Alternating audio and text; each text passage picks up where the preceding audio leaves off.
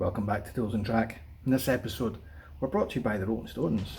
I see a red door and I want it painted.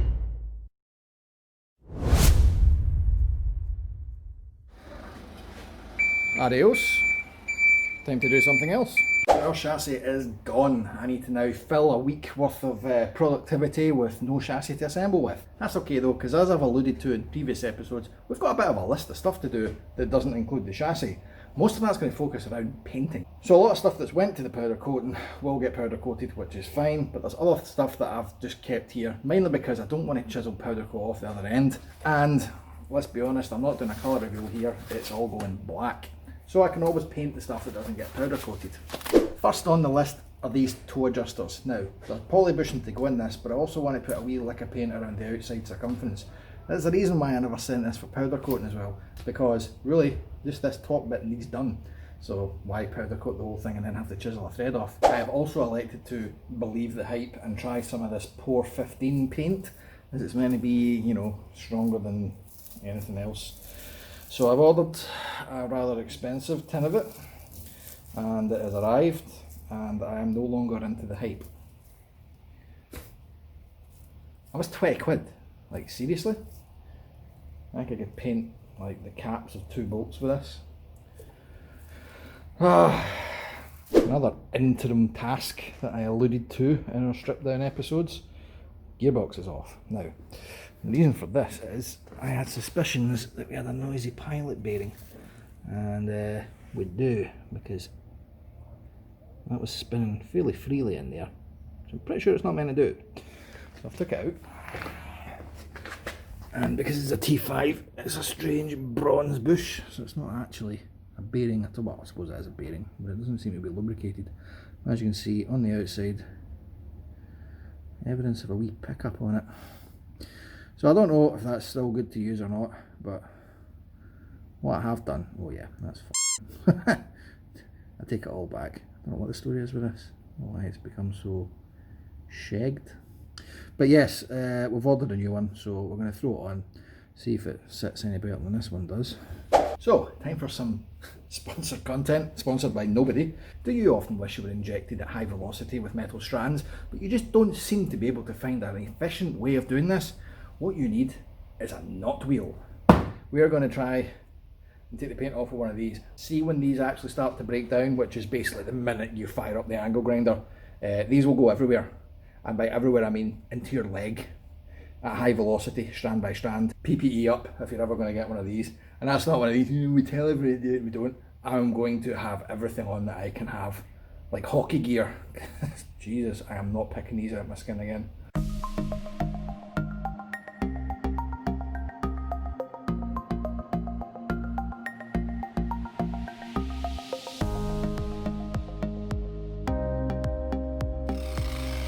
Look at that, man.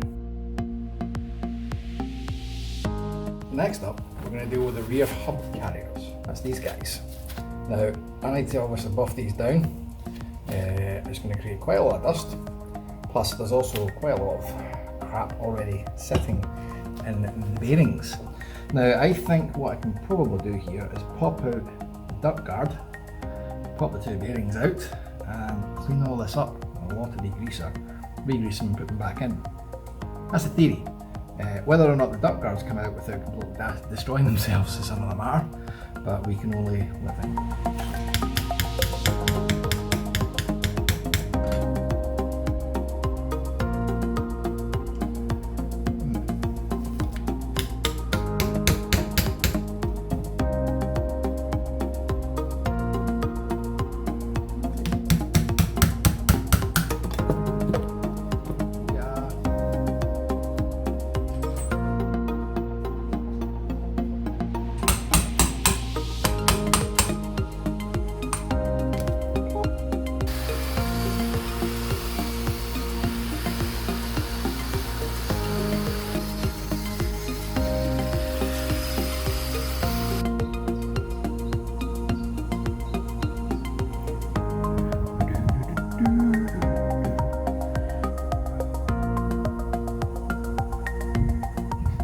Maybe I should paint the engine and the box. Nah, They look lovely. That'll do the trick. Now we need to get the bearings ready to go back in this. Now, like I said, they are filthy and I want to make sure they live forever. So, little chop down 5 litre, this is my homemade parts washer, by the way. It's state of the art stuff, man. Filled that up with degreaser. So we're going to stick them in and give them a scrub down. You'll note I'm only doing one bearing set at a time. That's because I don't want to mix them up from left and right. Leave that to sit there for, I don't know, 40 or 50 hours. Classic guy washing the dishes, man. We'll just leave that to sit for a bit, you know, don't put any physical labour into it. Well, and suddenly it was black. Before anyone says, I can't believe you're reusing the bearings, just get new ones. New ones are like £100 and there's not a mark on these, man. Well, they're Timkins as well. That's off TVR, you obviously put something decent in. Timken and SKF are the boys. The rear bearings on a Chimaera are roller bearings, which is good. They take a nice amount of thump. So you've got an inner and an outer, and I'm pleased to say they're identical by the looks of it, so that's good. So what we've done here, as I said, we're going to reuse these because there's nothing wrong with them. So if you're at the stage of being ready to assemble, this is the bearing carrier, and it's still got the outer bearing races pressed in it. So I've given this a quick blast. I'm just going to make sure beyond all doubt that it is clean, nice and shiny. So the first one we're going to put in with the snout facing the top. You'll know your bearings are clean because they'll spin and they feel quite rattly. There'll be no resistance when they're moving. So now we're going to grease this guy and put it in place. So to grease them, there's absolutely no point in putting gloves on because they're going to get caked. Let's just get a handful of grease, bearing in the other hand, and just start smearing it all over it. Run the bearing around it whilst you're smearing it, don't just press it in. And as you're running it round, the bearing pins will start to pull the grease in. And it's not enough to just put grease on these, throw them in and hope for the best. You've got to actually grease them properly.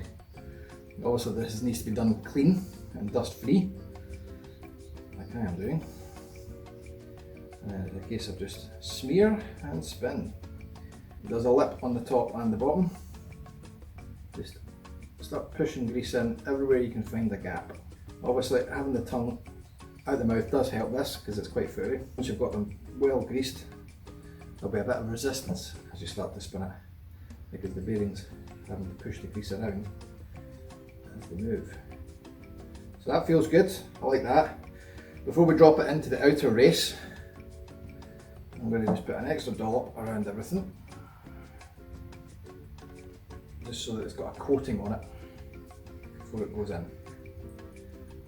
And that coating you want to have on the underside of the bevel, because we're dropping it in that way. You'll find that when you drop it in, you'll need to push it down to actually get it to seat. That's how you know there's enough grease on it. Dust guard. This chaps in, so you just want to get that put in place. And obviously as you're chapping this in, you don't want to damage the rubber actual seal guard part of it. So we're going to put that there, and we're going to put a rag over it just to keep it nice and safe. Now this is an interference fit, but that doesn't mean to say it's going to be a hard one to get in. It's just pressed steel and it will chap in.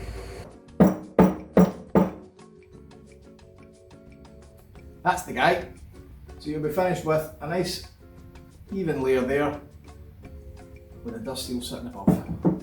So once that's done, we want to catch the bearing and stop any more dust going into it. And to do that, we will take our freshly painted and fundamentally clean hub. Give it a jiggle and it will slide into place. Once that's in, take the whole assembly, flip it upside down. What you'll then be left with is the opposite end for the next bearing. Give that a wee spin, not making any crunchy noises, and again, drop it in. This time you're dropping it in, you're going to have to clear the spigot for the hub. So, nice and gentle, it will go on. Now that that's in, again, belt and braces, just a wee smear of grease on the top, and while I'm at it, tiny wee pick up, grease the outside edge, just helps it chap in. And that is now ready. Take a shaft and go back on the chassis when it's back. I hope. Decent!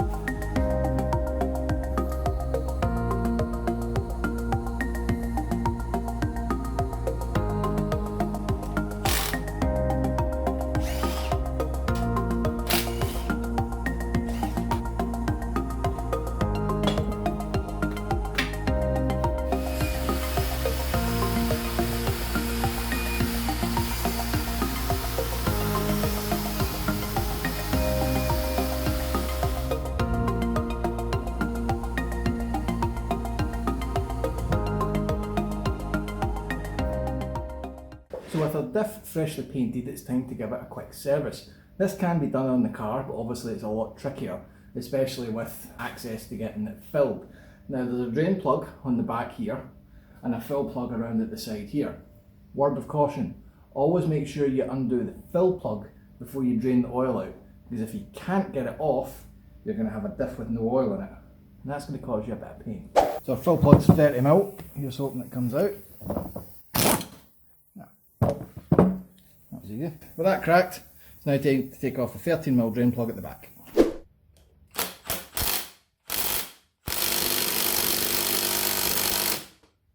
That doesn't seem such an easy task. Let's see if we can get on it with something a bit bigger. It just needs a bit of brute force, boys. How much oil is still in my diff? Place bets now. Oh, quite a bit, quite a bit. Oh, good. Oh wow, that's like gravy. Lovely. I mean, it's not racing out, but perhaps if I take the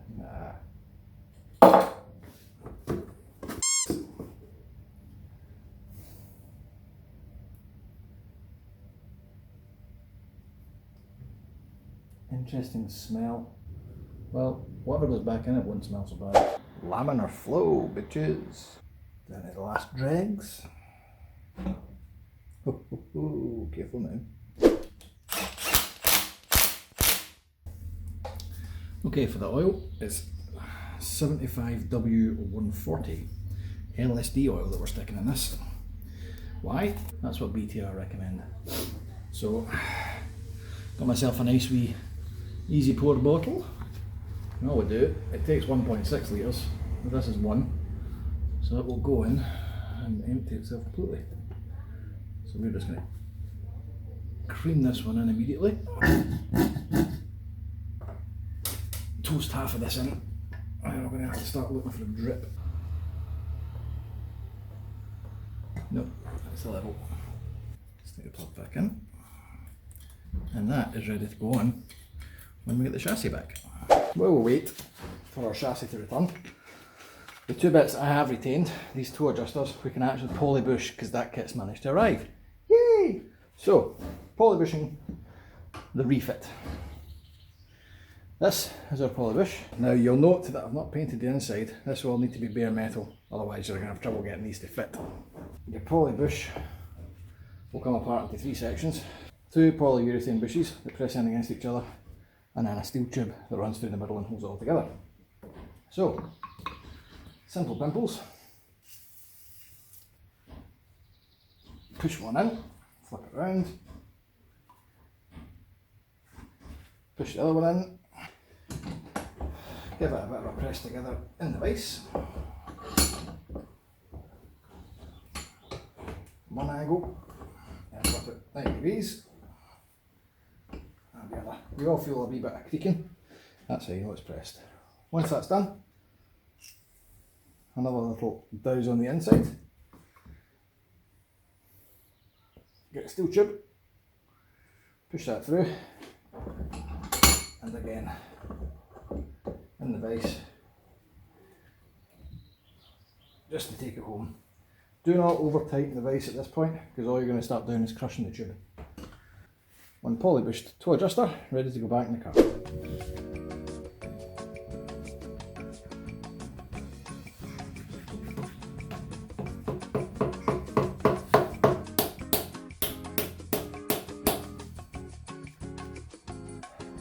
Lovely.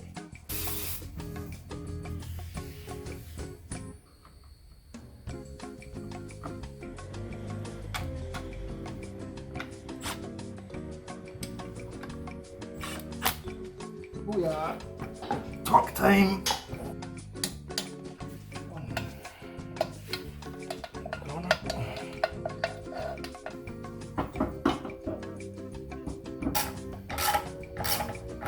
So that's the engine put back together with the gearbox, suspended in the air. Seems like a bit of a sharp manoeuvre. Why have we done this? Well, I've just had a phone call. It's arriving right about now. Here we go, here we go. Here. Oh, beautiful.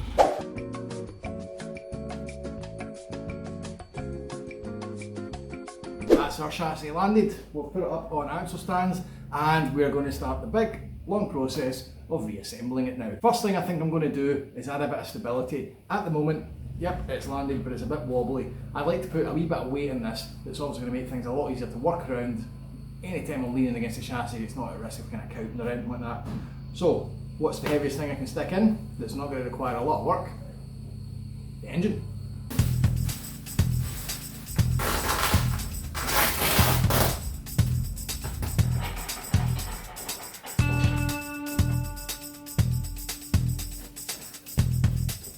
Oh, squeaky bum.